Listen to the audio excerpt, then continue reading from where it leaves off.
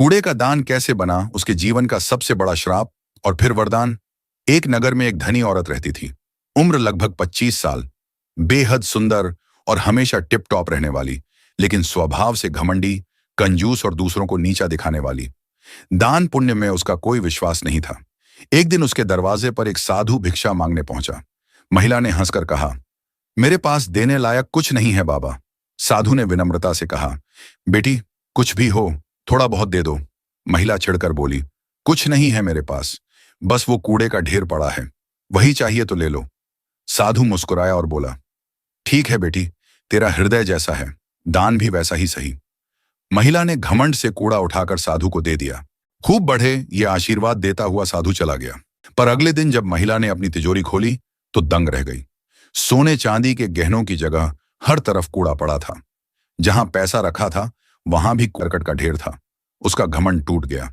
उसे तुरंत याद आया, कल साधु को मैंने कूड़ा दिया था, शायद वही फल मिला है। वह रोती बिलखती साधु को ढूंढने निकली। आखिरकार साधु उसे एक पेड़ के नीचे ध्यान लगाए बैठे मिल गए। वह उनके चरणों में गिरकर बोली, महाराज, मुझसे बहुत बड़ी भूल हो गई, मुझे क्षमा कर दीजिए।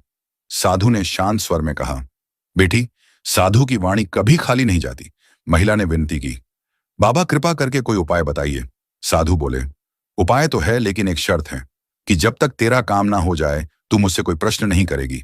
महिला ने कहा, ठीक है बाबा। साधु बोले, जा, कुछ ऐसा कर कि गांव के सभी लोग तेरी बुराई करने लगे। महिला ने वैसा ही किया। गांव भर में लोग उसका मजाक उड़ाने लगे, उसकी निंदा करने लगे। और फिर कुछ ही दिनों बाद जब उसने अपनी तिजोरी देखी तो आश्चर्य हुआ। जहां कूड़ा था वहां फिर से सोना चांदी चमक रहा था।